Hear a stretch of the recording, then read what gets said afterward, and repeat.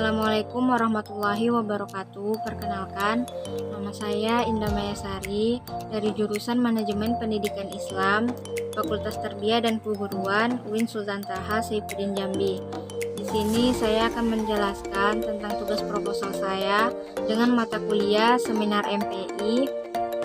Dan yang pertama, judul proposal saya yaitu Manajemen Pembelajaran Daring.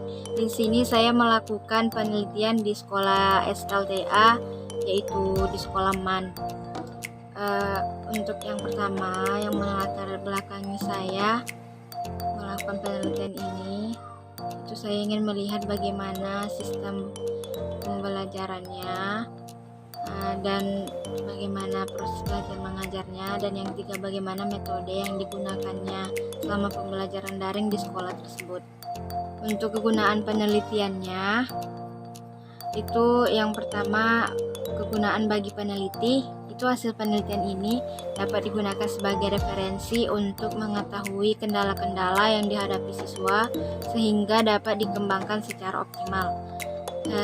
Dan kegunaan bagi guru, yang pertama, hasil penelitian ini dapat dijadikan sebagai bahan evaluasi dan masukan guru dalam proses belajar mengajar sehingga dapat meningkatkan kesan pada pembelajaran dan meningkatkan hasil belajar.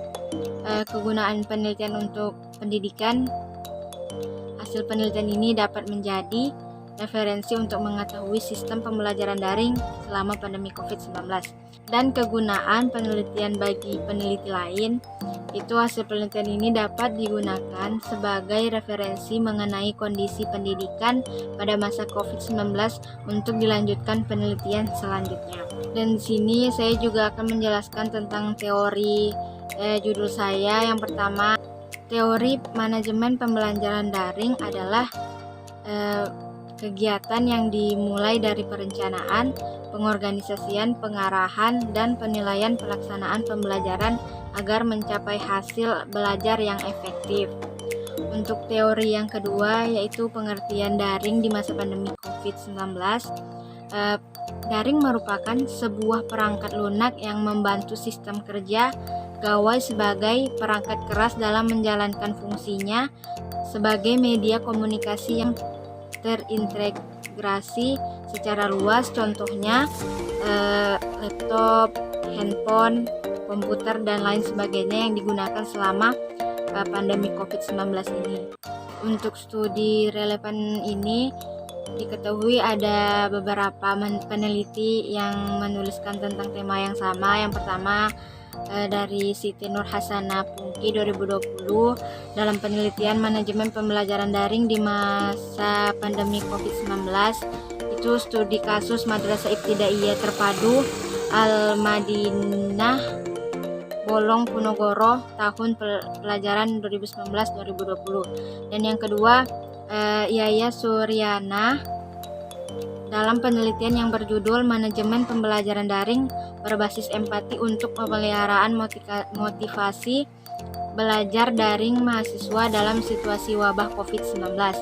Yang ketiga itu ada penelitian dari Nina Herlina tentang manajemen pembelajaran daring di perguruan tinggi pada masa pandemi COVID-19.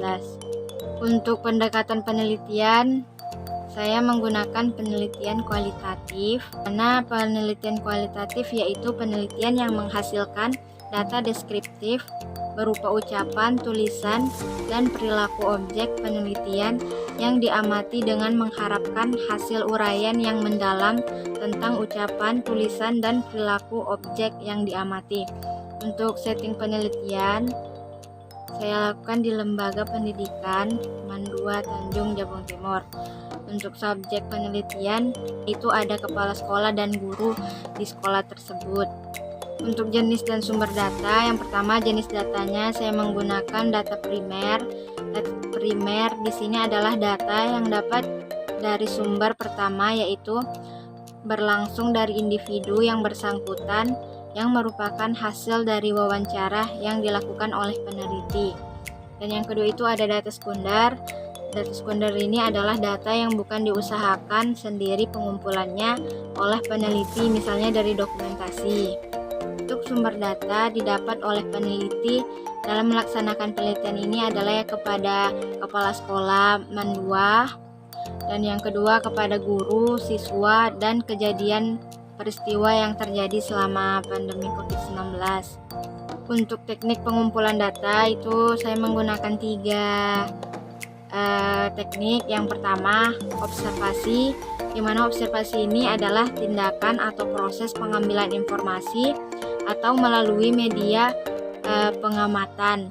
Untuk yang kedua yaitu adalah wawancara. Wawancara yaitu pertemuan langsung yang direncanakan antara pewawancara dan yang diwawancarai untuk saling bertukar pikiran guna memberikan dan menerima informasi tentu yang diperlukan oleh peneliti. Dan yang ketiga yaitu teknik dokumentasi. Teknik dokumentasi merupakan cara peristiwa yang sudah berlalu yang terbentuk tulisan, gambar, atau karya monumental dari seseorang.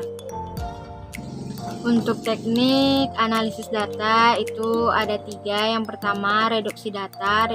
Reduksi data ini adalah kegiatan pengumpulan data lapangan dengan observasi, wawancara, dan studi dokumentasi. Selanjutnya, data hasil penelitian tersebut direduksi dengan cara memilih hal pokok yang mendukung penelitian serta data yang kurang sesuai dengan reduksi.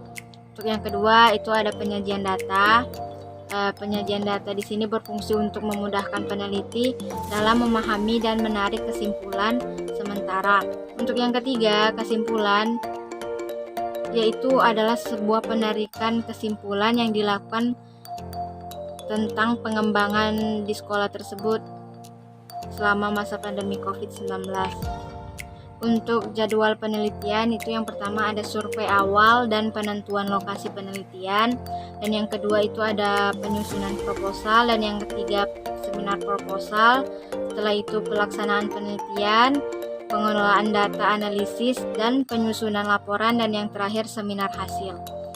Demikianlah penjelasan tugas proposal dari saya. Lebih dan kurangnya saya mohon maaf. Saya akhiri dengan ucapan Assalamualaikum warahmatullahi wabarakatuh.